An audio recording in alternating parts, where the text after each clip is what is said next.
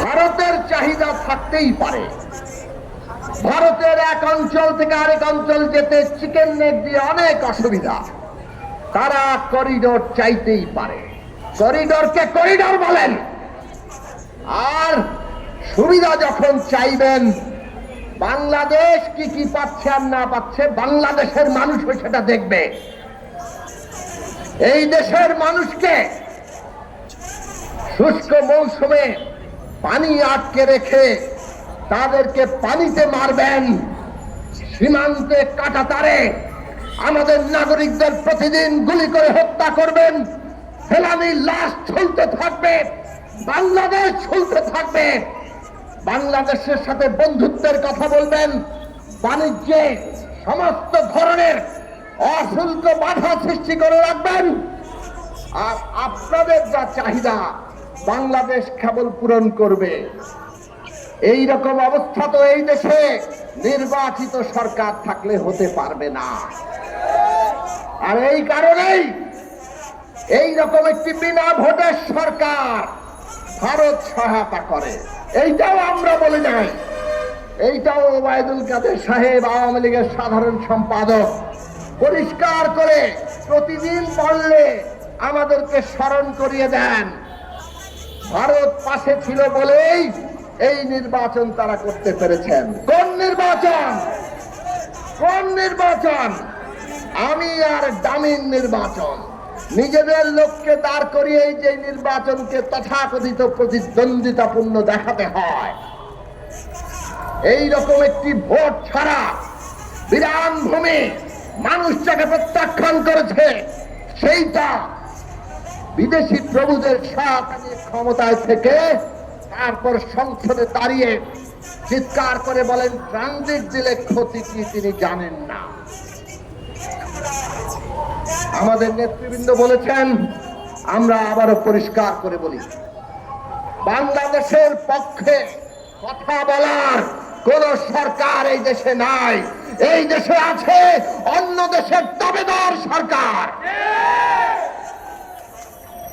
বন্ধুরা আমার, এই যে একজন পররাষ্ট্রমন্ত্রী নিয়োগ করেছেন, যিনি প্রায় প্রতিদিন উনি যে আছেন এইটা আমাদের জানান দেন নানান কিছু বলে, বেশিরভাগই হাসি তামাশার কথা।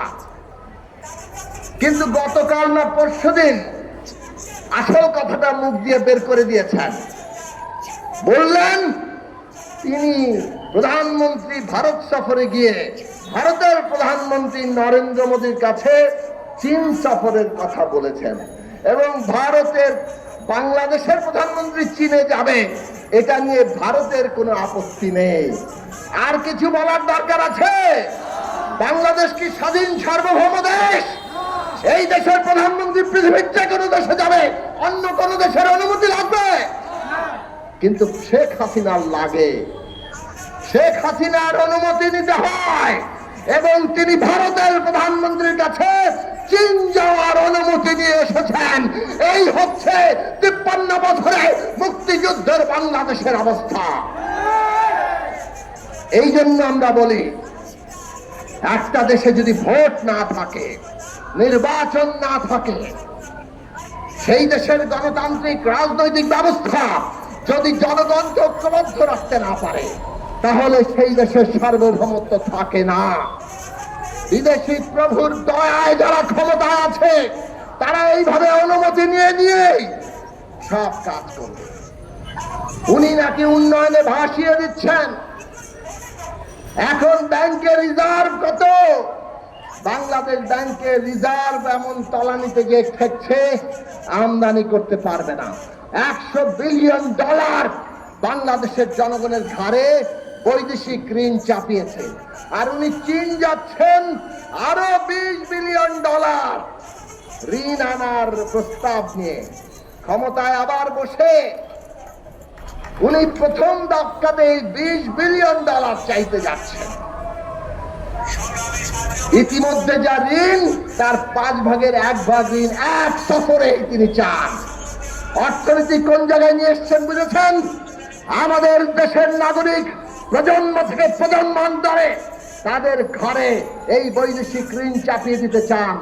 আর এই ঋণ এনে কি করেন? সব কোমর ফাঁস।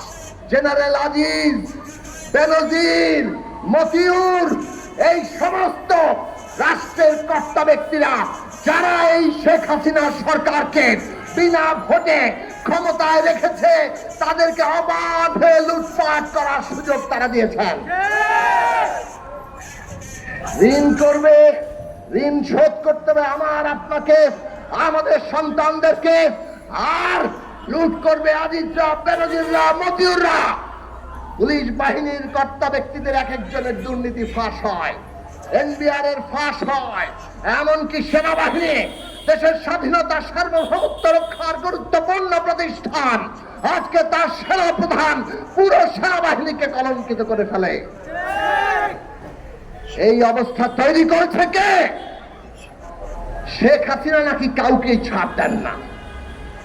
18 সালের পরে এই জেনারেল আজিজ বলেছিল এইরকম নির্বাচন নাকি তিনি দেখেন নাই। বেনজির সাহেব 14 থেকে 18 দুইটা নির্বাচন গুম খুন নির্যাতন করে সমস্ত বিরোধী দলকে দৌড়ের উপর রেখে জেলে ঢুকিয়ে তারপরে নির্বাচন পার করিয়েছেন। তখন তো বেনজির আহমেদ, জেনারেল আজিজ তারা কার লোক ছিল? এদের তৈরি করেছে কে? শেখ হাসিনা। এদের তৈরি করেছে কে? এই বিনা ভোটের সরকার। কাজেই বাংলাদেশের সমস্ত রাষ্ট্র ক্ষমতায় প্রতিষ্ঠানগুলোর কর্তা ব্যক্তিরা আজকে এই সরকারকে বিনা ভোটে ক্ষমতায় রেখে বাংলাদেশের মানুষের, আমার আপনার রক্ত শুষে দিচ্ছে।